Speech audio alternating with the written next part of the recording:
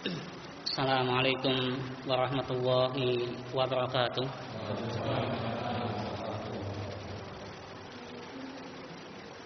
Innal hamdalillah nahmaduhu wa nasta'inuhu wa nastaghfiruh wa na'udzu billahi min shururi anfusina wa min sayyiati a'malina.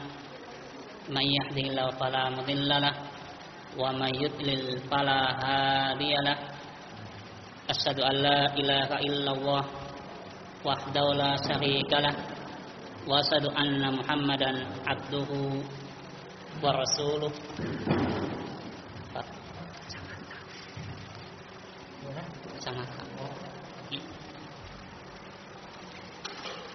Asyhadu an la ilaha illallah wahdahu la syarika lah wa asyhadu anna Muhammadan abduhu wa rasuluh.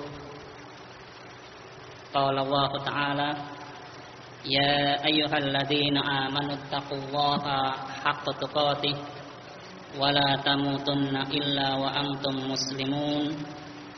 Fa inna asqal hadis kitabullah wa khairal hadi hadi Muhammad sallallahu alaihi wasallam wa syarrul umuri muhdatsatuha fa inna kulla muhdatsatin bid'ah wa kulla bid'atin dhalalah wa kulla dhalalatin finnar. Amma ba'd. Wa nifidin asani Allah wa yakum. Pada kesempatan malam hari ini alhamdulillah tentu kita bersyukur kepada Allah Subhanahu wa taala, di mana Allah Subhanahu wa taala memberikan kepada kita anugerahnya, kenikmatan-kenikmatannya, sehingga kita bisa melaksanakan salah satu kewajiban kita, sholat maghrib berjamaah, yang mudah-mudahan sholat kita dan ibadah-ibadah kita yang lainnya diterima oleh Allah Subhanahu wa taala. Dan kita pun bersyukur di mana kita bisa bermajlis ilmu, yang mudah-mudahan majlis yang diberkati oleh Allah Subhanahu wa taala, majlis yang kita berharap dengan majelis ini dosa-dosa kita diampuni oleh Allah Subhanahu wa taala. Ikhwan fillah, asani Allah wa yakum. Melanjutkan kajian kita pada tafsir Al-Qur'an Al-Karim, masih pada surat Abasa. Kita masuk pada ayat yang ke-17 sampai 23 kalau waktu cukup insyaallah. Allah Subhanahu wa taala firman, a'udzubillahi minasyaitonir rajim.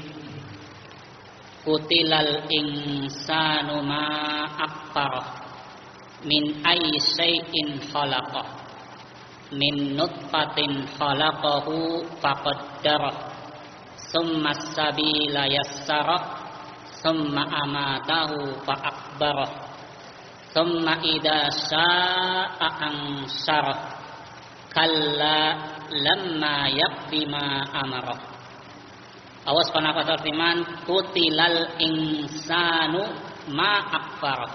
Qutilal insan, celakalah manusia, terlaknatlah manusia, ma akfara, apa yang menyebabkan dia kufur. Min ayyi syai'in khalaqah, dari mana, dari sesuatu apakah dia diciptakan. Min nutfatin khalaqahu faqaddara, dia diciptakan dari nutfah, sperma. Khalaqahu, Allah telah menciptakannya, faqaddarahu, dan Allah telah mentakdirkannya. Summa sabila yassara, kemudian di jalan itulah Allah memudahkannya. Summa amatahu fa akbara, kemudian Allah matikan dia, fa'akbarahu, dan Allah kuburkan dia. Summa idza syaa'a ansyara, kemudian jika Allah berkehendak, ansyarahu, maka Allah akan membangkitkannya. Kalla, sekali-kali tidak, lamma yaqdi ma amara, dia belum menunaikan apa yang telah diperintahkan. Ikhwan fillah, asani Allah wa yakum. Kita lihat pada ayat yang ke-17 Allah Subhanahu wa taala menyebutkannya kutilal insanu ma akfar. Kutila secara asli artinya adalah kutila artinya dibunuh. Kutilal insan manusia dibunuh. Artinya kata para ulama ahli tafsir, semua kata kutila di dalam ayat Al-Qur'an bimakna lu'ina au hulika. Artinya adalah dilaknat atau binasa. Sehingga kutilal insanu artinya adalah binasalah manusia, telaknatlah manusia, ma'akfaroh, apa yang menyebabkan dia kufur. Nah, kutilal insan, telaknatlah manusia. Para ulama mengatakan kata al-insan di semua ayat Al-Quran hukum asalnya adalah tercela. Semua kata al-insan di dalam Al-Quran hukum asalnya adalah tercela, sesuatu yang tercela, identiknya kepada sesuatu yang tercela. Makanya Allah mengatakan kalla innal insana layatgha ar-ra'ahu istahda. Kalla, sekali-kali tidak, innal insana, sesungguhnya manusia layatgha, betul-betul dia melampaui batas, ar-ra'ahu istahda, ketika dia merasa berkecukupan. Contoh lagi, insan identik pada sesuatu yang tercela. Allah berfirman, wal asri innal insana lafi husrin. Innal insana, sesungguhnya manusia lafi husrin, dalam keadaan merugi, illa, kecuali. Berarti hukum asalnya lafaz insan di dalam Al-Quran rata-rata adalah menjelaskan sesuatu yang tercela. Innal insana lafi husrin, contoh tadi, sesungguhnya manusia dalam keadaan merugi, illal ladzina amanu, kecuali orang-orang yang beriman, wa amilus sholihat, dan beramal soleh, wa tawassaw bil haq wa tawassaw bis sabr. Nah, ikhwan fillah azani Allah wa iyyakum. Allah Subhanahu wa taala menyebutkan di ayat ini, kutilal insanu ma akfara. Ma akfara. Ma di sini bisa artinya adalah sebuah pertanyaan. Ma'akfar, kenapa dia kufur? Kutilal insan, binasalah manusia, tercelalah manusia, terlaknatlah manusia. Ma'akfar, ma bisa diartikan istifham, artinya adalah sebuah pertanyaan. Ma'akfar, apa yang menyebabkan dia kufur terhadap nikmat-nikmat Allah Subhanahu wa taala, yang mana Allah Subhanahu wa taala telah memberikan kenikmatan yang banyak, sehingga Allah kaitkan pada kalimat sesudahnya min aisyin khalaqah, dari mana dia diciptakan. Ingat, kalau Allah Subhanahu wa taala berkehendak, maka sperma itu tidak akan berubah menjadi alaqah, tidak akan berubah menjadi mudghah, dan tidak akan berubah menjadi manusia. Tapi karena Allah Subhanahu wa taala memberikan anugerah dari pertemuan sperma laki-laki dengan sperma perempuan, maka Allah berkehendak kita menjadi manusia. Sehingga Allah katakan ma'akfar, kenapa manusia itu kufur? Kufur terhadap Allah Subhanahu wa taala yang telah menjadikan dulu tidak ada menjadi ada. Kufur, kenapa manusia itu kufur terhadap adanya hari kebangkitan? Kenapa? Karena Allah mampu menciptakan dari sesuatu yang tidak ada menjadi ada. Dari segumpal, dari sperma, kemudian berubah menjadi segumpal darah, berubah menjadi segumpal daging, baru kemudian jadilah manusia. Kemudian Allah matikan, maka secara logika dari hidup menjadi mati, dihidupkan lagi itu mudah menurut Allah Subhanahu wa taala. Sehingga Allah katakan ma'akfarah. Kenapa ada manusia yang kufur akan adanya hari kebangkitan? Kenapa ada manusia yang kufur akan adanya hari hisab? Dibangkitkannya manusia dari alam kubur, kemudian nanti ada hisab. Jadi ma'akfarah bisa diartikan adalah apa yang menyebabkan dia kufur. Arti yang kedua, ma'akfarah, maknya mata'ajubiyah. Dalam kaidah nahwu adalah mata'ajubiyah yang artinya adalah sungguh besar kekufuran manusia. Ma'akfarah, sungguh besar kekufuran manusia ketika dia tidak beriman kepada Allah sebagai pencipta. Sungguh besar kekufuran manusia ketika dia tidak beriman adanya hari kebangkitan. Jadi bisa diartikan ma'akfarah adalah sungguh besar kekufuran manusia kalau dia tidak beriman kepada Allah. Kalau dia tidak beriman adanya hari kebangkitan, hari hisab dan seterusnya. Ini arti yang kedua, sehingga punya dua arti. Kemudian ikhwan fillah asani Allah wa iyyakum. Allah Subhanahu wa taala menyebutkan di ayat ini adalah kutilal insanu ma akfar. Terlaknatlah manusia kalau dia kemudian kufur kepada Allah, kufur terhadap tidak percaya akan adanya hari kiamat, kemudian sombong, maka terlaknatlah dia. Maka Allah katakan, Allah ingatkan kepada manusia kita semuanya supaya tidak berlaku sombong. Apa Allah ingatkan? Min aysai'in khalaqa. Dari mana kita itu diciptakan? Allah Subhanahu wa taala menciptakan kita adalah prosesnya dari mana? Allah katakan pada ayat selanjutnya, min nutfatin khalaqahu. Dari sebuah nutfah sperma. Faqaddarahu, maka Allah takdirkan dia sesudah Allah Subhanahu wa taala menciptakan dari nutfah. Nabi kita Muhammad sallallahu alaihi wasallam menjelaskan kepada kita proses penciptaan manusia.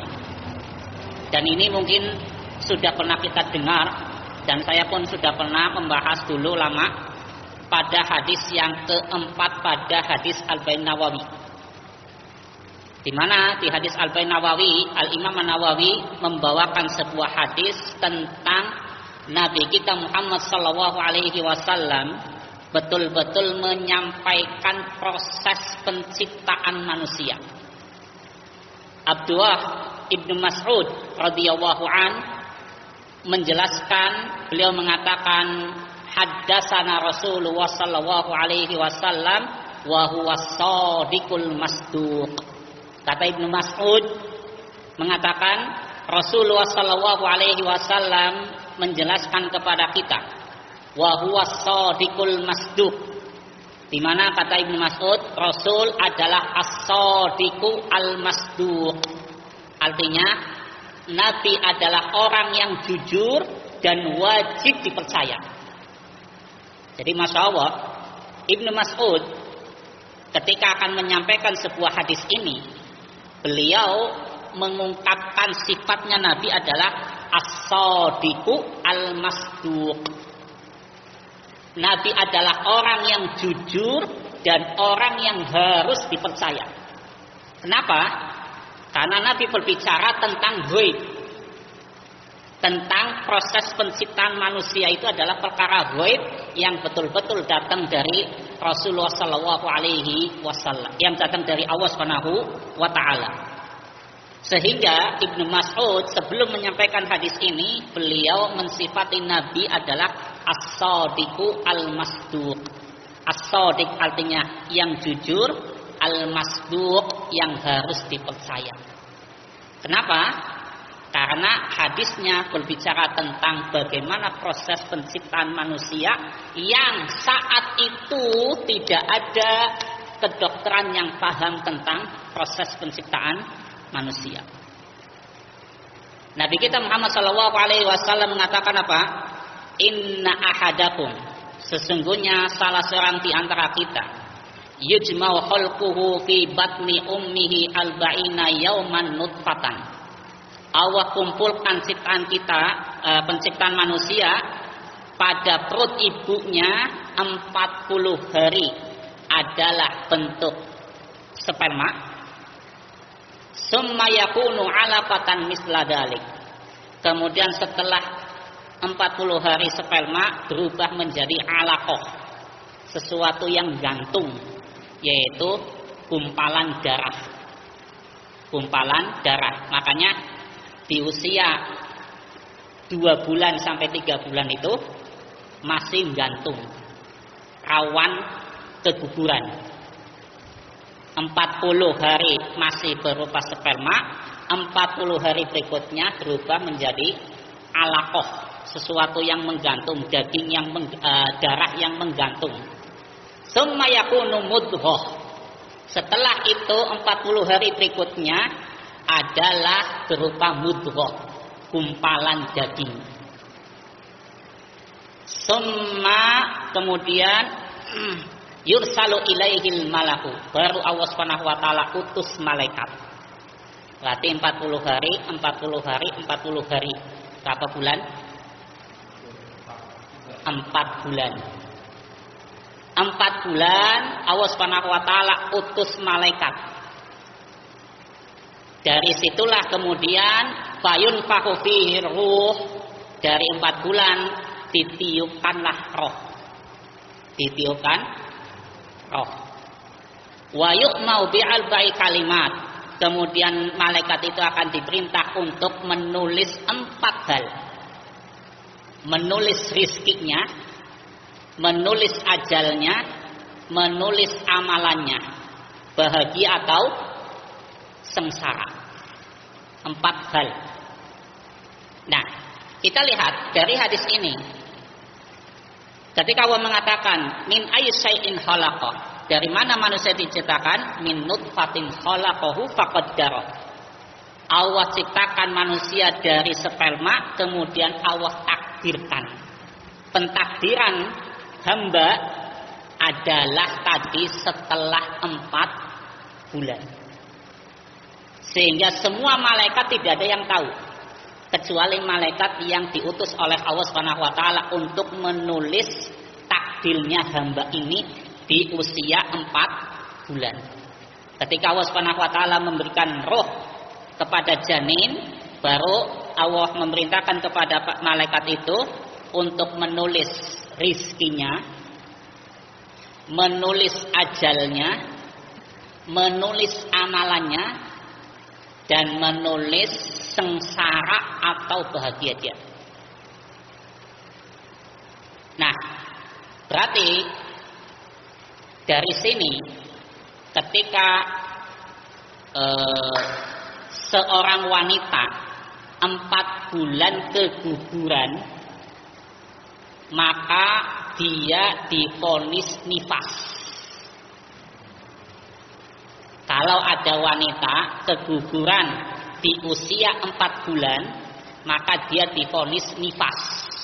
Kenapa? Sudah ada roh pada janinnya.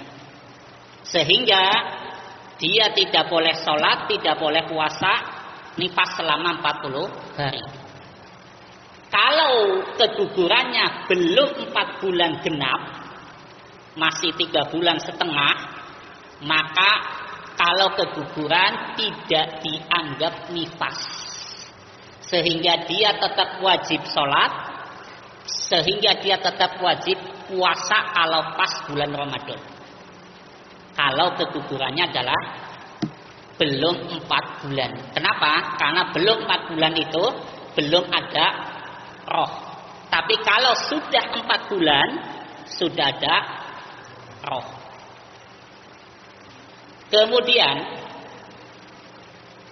bayi bisa lahir minimal 6 bulan. Bayi bisa lahir prol itu minimal 6 bulan. Maka kalau ada wanita nikah 5 bulan melahirkan, dianggap berarti dia sebenarnya sudah hamil sebelum nikah. Kalau ada wanita nikah 6 bulan prol bayi, jangan dianggap dia zina. Kenapa? Karena secara ilmu kedokteran dan ilmu fikih 6 bulan itu bisa melahirkan. 6 bulan itu bisa melahirkan. Benar apa dokter? Kenapa? Ayatnya Allah Subhanahu wa taala berfirman, wa hamluhu wa fisaluhu salasuna syahra. Wanita itu hamil dan menyusuinya adalah 30 bulan. Berarti kalau nyusuinya 12 bulan, sisanya berapa? 12 bulan. Kalau nyusuinya 24 bulan, berarti kan sisa 6. Ayatnya mengatakan wa hamluhu wa fisaluhu salasuna syahra. Hamil dan menyusuinya 30 bulan. Imam Asy-Syafi'i dilahirkan dalam usia 6 bulan. Makanya cerdasnya luar biasa. Rata-rata kalau bayi apa namanya? Prematur. Rata-rata cerdas. Imam Asy-Syafi'i itu ibunya melahirkan di usia 6 bulan, lahirlah Imam Asy-Syafi'i. Seperti itu. Nah, intinya berarti bisa kita pahami dari hadis tadi bahwa memang proses penciptaan manusia adalah pertama tadi apa? Dari nutfah, sperma.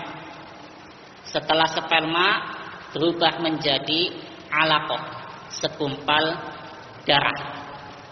Selama 40 hari berikutnya adalah segumpal daging, dan baru kemudian ditiuplah roh dan ditulislah amalan-amalan hamba tadi atau ajal-ajalnya. Sehingga Nabi kemudian mengatakan, fa wallahi, maka demi Allah, alladzi la ilaha ghairuh, yang tidak ada Tuhan yang berhak diibadai kecuali Dia, inna ahadakum la ya'malu amala ahlil jannah, sungguh betul-betul salah seorang di antara kalian akan melakukan sebuah amalan-amalan surga sampai tinggal sejengkal ajal mau tiba, dia beramal. Kalau dia tertulis adalah melakukan penghuni neraka, maka dia pun akan masuk ke dalam neraka. Dan sungguh seseorang akan beramal di awal hidupnya penghuni neraka, tapi di akhir hayatnya sejengkal sebelumnya adalah dia termasuk penghuni surga, maka sebelum meninggal dia pun akan taubat dan dia akan beramal amalan ahli surga sehingga dia akan masuk ke dalam surga.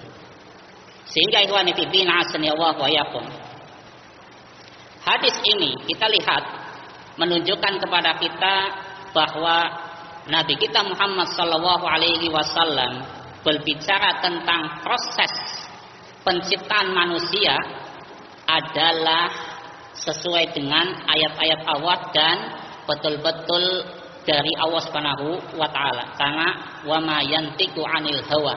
Nabi berucap itu bukan karena hawa nafsu. In huwa illa wahyu yuha. Tapi Nabi Muhammad sallallahu alaihi wasallam berbicara adalah karena wahyu yang datang dari Allah Subhanahu wa taala. Kemudian ikhwani fillah azani Allah wa iyyakum. Ayat ini kita perhatikan adalah ayat yang ketika Allah mengatakan min nutfatin khalaqahu faqaddarahu. Allah menciptakan manusia dari sperma faqaddarahu. Kemudian Allah takdirkan. Di sini menunjukkan tentang maha kuasanya Allah, maha mampunya Allah Subhanahu wa ta'ala. Karena dari segumpal sperma ternyata bisa berubah menjadi alaqah, segumpal daging. Darah dulu baru segumpal daging. Kenapa? Dan kenapa ini menunjukkan kekuasaan Allah? Karena Allah maha mampu.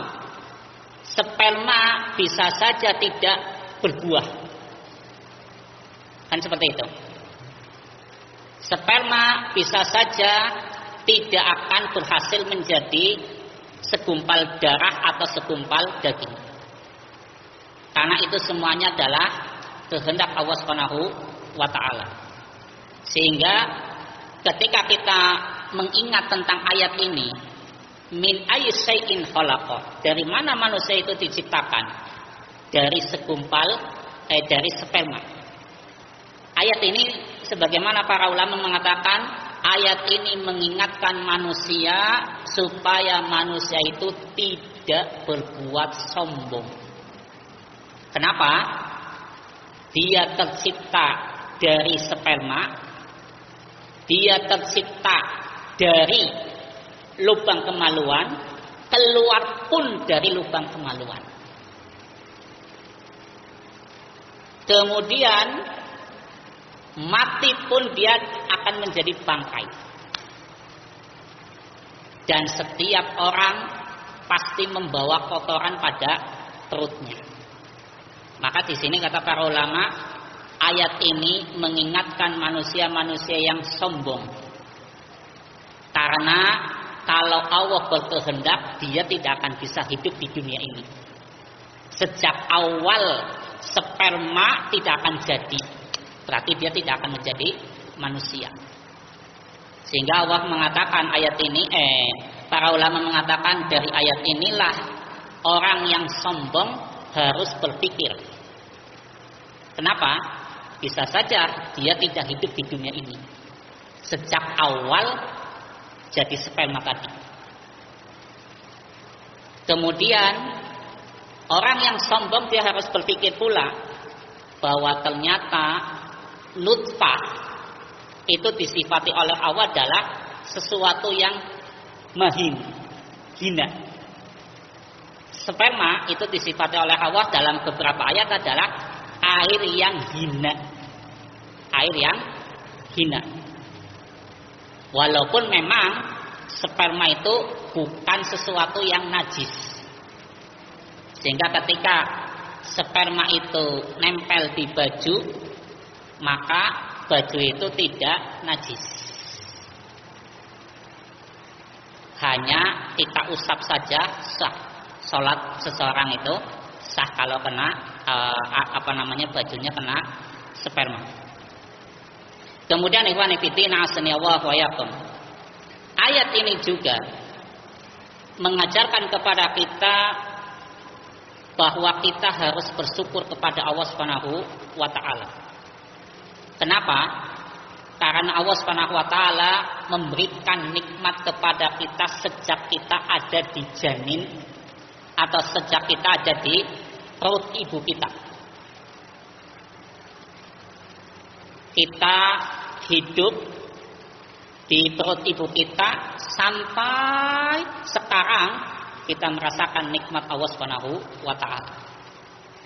Sehingga ayat ini juga mengingatkan kepada kita tentang pandai-pandailah kita bersyukur kepada Allah Subhanahu wa taala. Karena apa? Tadi Allah jaga kita. Karena manusia itu kan Masya Allah dilindungi dengan ketuban. Ketuban itu kan sesuatu yang sebagai pelindung dari bakteri, pelindung dari virus dan seterusnya.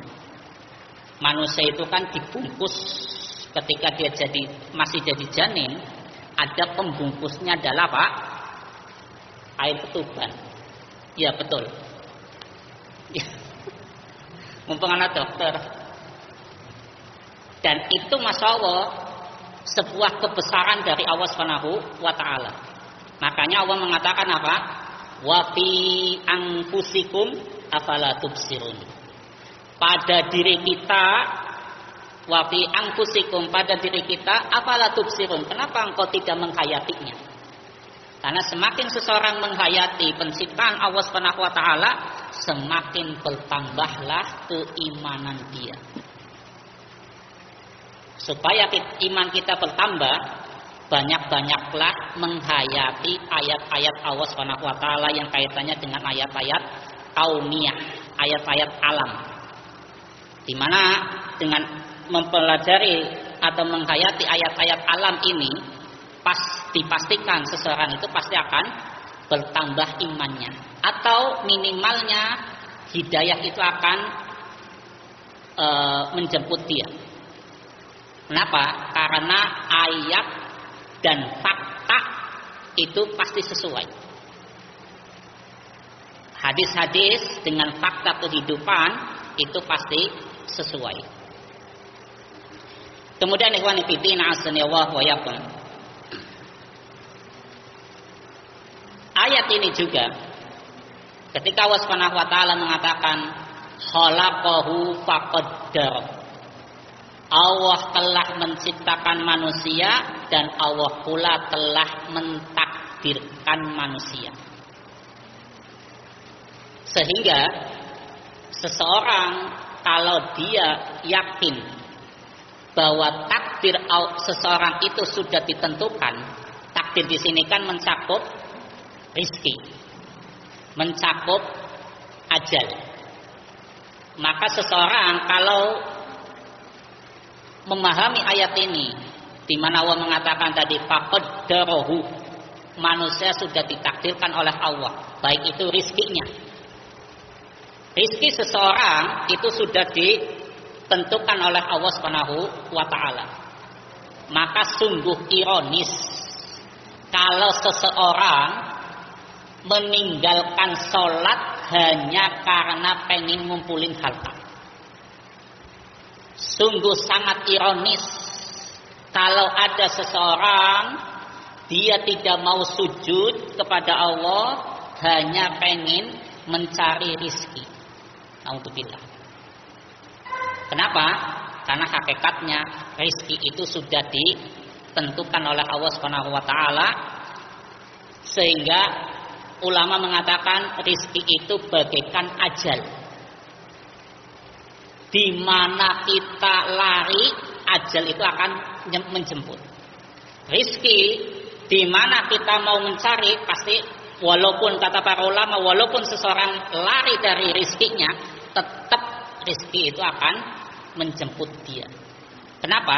Karena rizki itu sudah ditentukan oleh Allah Subhanahu wa ta'ala. Bahkan kita tahu yang namanya rizki itu ada dua. Ada rizki yang datang dengan sendirinya tanpa diusahakan. Ada rizki yang memang harus diusahakan.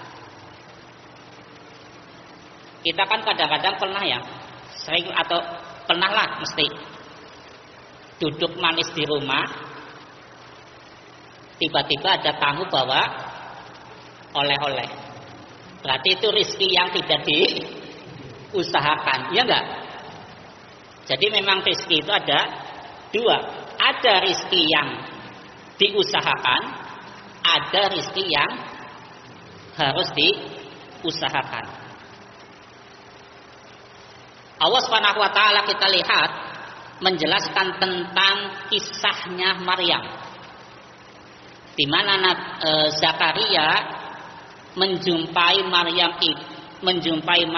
di mana Maryam ibadah di mihrabnya. Kemudian Zakaria mengatakan, "Anna laki hada?" Dari mana buah-buah ini? Qalat min indillah. Maka Maryam hanya mengatakan ini dari Allah Subhanahu wa taala. Ujuk-ujuk anak. Yang kata para ulama, buah-buah yang ada pada Maryam itu buah-buah yang bukan musimnya. Misalnya saya lagi musim mangga, lagi orang musim duren, tapi duren anak. Lagi orang musim duren tapi duren anak. Sehingga Zakaria mengatakan kepada Nabi Zakaria mengatakan kepada Maryam, "Anna laki hada?" Dari mana engkau ini? Buah-buah mana? Sedangkan engkau hanya dzikir, duduk manis, ibadah, tapi dapat rezeki. Sehingga di sinilah para ulama kemudian mengatakan ada rezeki yang memang datang dengan sendirinya. Sebagaimana Allah Subhanahu wa taala memberikan rizki kepada Maryam. Tapi ada rizki yang memang juga harus diusahakan. Sehingga ketika Maryam akan melahirkan Nabi Isa alaihi salam, Allah memerintahkan Maryam apa? Wahuzzi. Dan huzzi artinya goyang-goyangkanlah korma. Goyang-goyangkanlah korma, maka akan berjatuhanlah rutub atau korma-korma tadi. Nah, di situ kan berarti Allah Subhanahu wa taala memerintahkan kepada Maryam untuk usaha mendapatkan korma. Yang kata para ulama, memakan korma itu akan memudahkan dalam persalinan atau dalam melahirkan. Karena istinbat hukumnya adalah ketika Maryam akan melahirkan Nabi Isa, Allah Subhanahu wa taala memerintahkan untuk makan buah korma, dan Allah memerintahkan kepada Maryam dengan usaha wahuzzi, yaitu goyang-goyangkanlah pohon korma tadi. Nah, dua ayat tadilah yang menyebutkan atau yang dipahami oleh para ulama, hendaknya setiap insan dalam masalah rizki itu ada dua tadi. Usaha tetap, apalagi kalau niat untuk mencari nafkah, mencari rizki adalah ibadah kepada Allah Subhanahu wa taala. Karena kita diciptakan oleh Allah bukan untuk mengumpulkan harta. Kita diciptakan Allah bukan untuk mencari rizki. Tapi kita diciptakan oleh Allah adalah ibadah. Sehingga ketika seseorang dia beribadah, baik itu melalui dagang, baik itu melalui buruh, baik itu melalui apa saja, niatkan ibadah kepada Allah Subhanahu wa taala. Karena disitulah berarti kita mencari rizki itu adalah dalam hal, yaitu kaitannya dengan tujuannya adalah ibadah kepada Allah Subhanahu wa taala. Seperti itu. Dan kita lihat dalam ayat-ayat yang kaitannya dengan ibadah itu dengan ayat-ayat yang kaitannya dengan mencari rizki ada perbedaan. Kalau ayat-ayat yang mencari rizki, Allah hanya mengatakannya wamsu, berjalanlah engkau. Tapi kalau ibadah, Allah mengatakannya fafirru ilallah, larilah engkau kepada Allah. Ada perbedaan. Kalau mencari rizki adalah wamsu, berjalanlah. Tapi kalau ibadah fafirru, larilah engkau kepada Allah Subhanahu wa taala. Ya.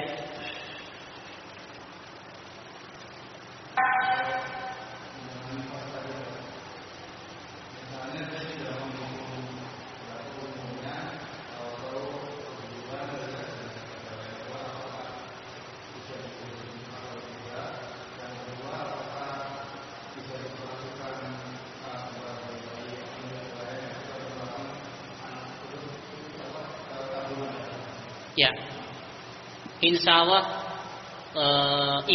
seorang ibu ketika dia hamil, dia akan tahu kalau janinnya itu sudah ada roh atau tidak. Walaupun dia mungkin tidak tahu ini sudah 4 bulan atau tidak. Karena kalau sudah ada roh mesti gerak. Mesti perutnya itu terasa gerak, ada dorongan walaupun volumenya masih kecil. Kalau ada rohnya itu sudah dipastikan sudah ada gerak. Nah, di sini ketika seorang ibu yang hamil dia merasa tidak tahu ini sudah 4 bulan atau tidak, atau belum 4 bulan, pasti dirasakannya dari ada unsur gerakan. Nah, kalau sudah ada unsur gerakan berarti sudah divonis 4 bulan. Kalau sudah divonis 4 bulan, maka janin yang kalau kegugurannya misalnya, maka janinnya diproses pemakaman disolatin dan seterusnya. Kalau sudah 4 bulan, karena dia sudah ada nyawa. Tapi kalau belum 4 bulan dan belum ada nyawa atau belum ada gerakan, maka tinggal dikubur saja tanpa ada dikafani, tanpa disolati dan seterusnya. Seperti itu. Nah, jadi kalau memang dia sudah 6 bulan atau sudah ada nyawa, tetap prosesnya pemakaman yang disolatin seperti itu. Tadi di umur 4 bulan kehamilan diperintahkan malaikat untuk datang memberikan catat ajalnya, rezekinya, rezeki, dosa dan dosanya. Berarti kita sudah ditakdirkan ini maksudnya. Iya. Berarti alangkah sialnya yang ditakdirkan di Fir'aun, Abu Jahal dan sebagainya itu betul-betul. Iya. Kalau kita melihat pada konteks hadis tadi, walaupun Nabi mengatakan manusia itu sudah ditakdirkan, tapi Nabi di situ pun mengatakan wa inna ahadakum layak malu.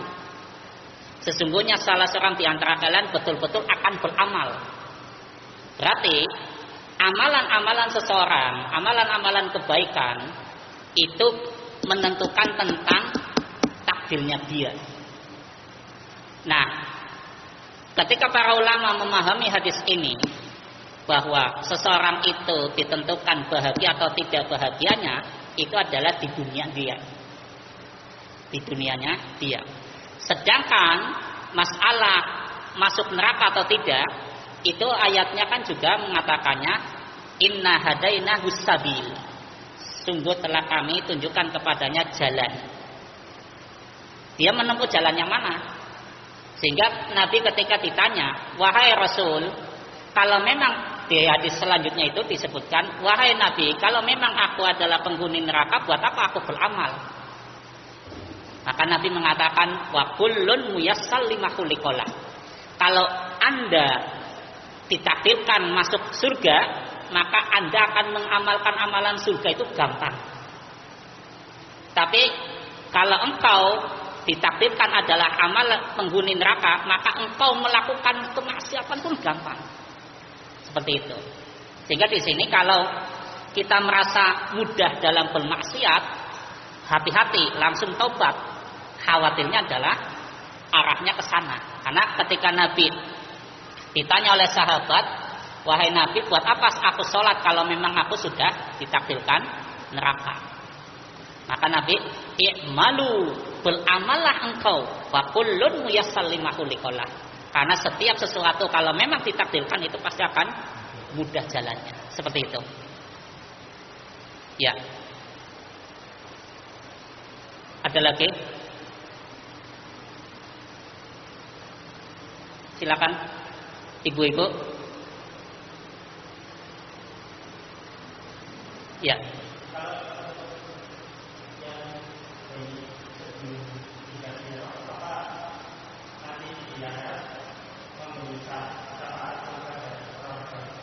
Ya, kalau matinya bayi yang belum kena roh atau belum dikasih roh, ya berarti tidak akan memberikan syafaat karena tidak ada roh. Makanya tadi saya katakan pemakamannya pun pemakaman biasa tanpa ada ritual disolati, tanpa ada ritual dikafani seperti itu, sehingga dia tidak akan memberikan syafaat. Tapi kalau sudah ada rohnya baru bisa memberikan syafaat. Apalagi kalau wanita itu atau orang tua ditinggal mati dua anak itu insya Allah akan menjadi tameng dari api neraka. Seperti itu. Sehingga ketika orang tua itu ditinggal mati oleh anaknya, 2 anak, dia bisa bersabar, maka kata Nabi, 2 anak itu yang meninggal itu akan menjadi tameng dari api neraka. Seperti itu.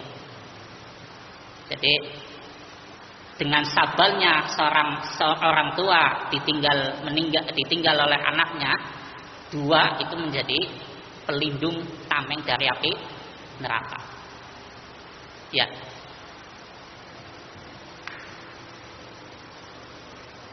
Ada lagi?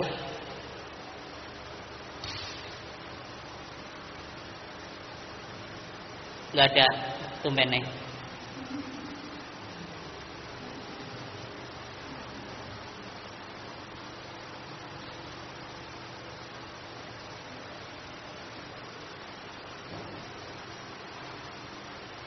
Silakan.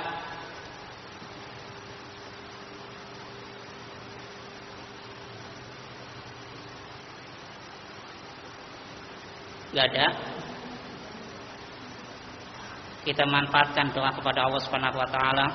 Allahumma lakal hamdu wa lakal syukru. Allahumma shalli ala Muhammad wa ala ali Muhammad kama shallaita ala Ibrahim wa ala ali Ibrahim wa barik ala Muhammad wa ala ali Muhammad kama barakta ala Ibrahim wa ala ali Ibrahim innaka Hamidum Majid.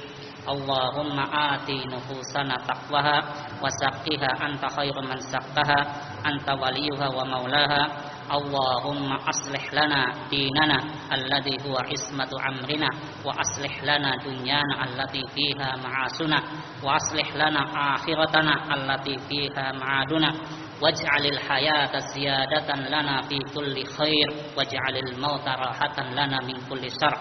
Allahumma ya muqallibal qulub tsabbit qulubana ala dinik wa ala ta'atik. Allahumma inna nas'alukal huda wat tuqa wal afafa wal ghina. Allahumma inna nas'aluka ilman nafi'an wa rizqan thayyiban wa amalan mutaqabbala.